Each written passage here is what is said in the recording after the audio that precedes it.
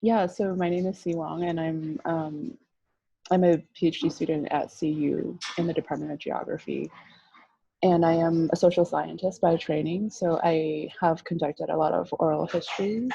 Creatively, I also do some audio arts as well as podcasting to create like a more of a creative and community effort into oral histories. Hey, I'm Ariella Milkman, also a PhD student in the Department of Anthropology at CU Boulder. And yeah, I'm a social scientist. So I use mixed methods to try to understand what makes humans human. And one of the things I like to use is audio. So I've worked on a number of podcasting projects and also oral history projects in the Denver Boulder area. I think, for people who are creatives and researchers and writers, um, in some ways the day to day hasn't looked that different, right? Because I previously did some of my work from home and am able to have the privilege of doing that now. And then I think in other ways, it feels like it's like there's this narrative that it's laid bare the inequalities and problems in our system already. So I think that folks in this industry have already had a problem of having kind of precarious work conditions and different gigs, and that problem just feels like it's more precarious and more scary now. So yeah, I think those are the main things. Like other people in this industry, I've had sort of gigs that got canceled and conferences that got canceled, and then in other ways some more flexibility to kind of work from home and support folks. Yeah, I would say that it's been challenging, um, both as like an educator and an artist in terms of like the availability of funding and of gigs, especially ones that require like in-person or face-to-face kind of interactions. And I mentioned a little bit earlier that I'm also an educator as a graduate student. So there's a lot of uncertainty around classes and whether or not they'll be like conducted in person and online both during the summer and the fall. So, for example, I was scheduled to teach an in-person class this summer that was canceled.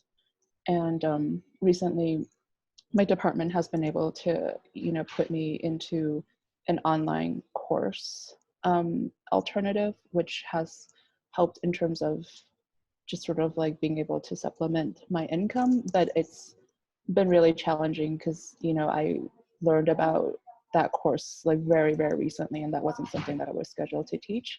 So it's just like switching mentally to like a very different mode of like thinking about yourself and how you present either like pieces of education or pieces of art, and how like other people are receiving it or unable to receive it.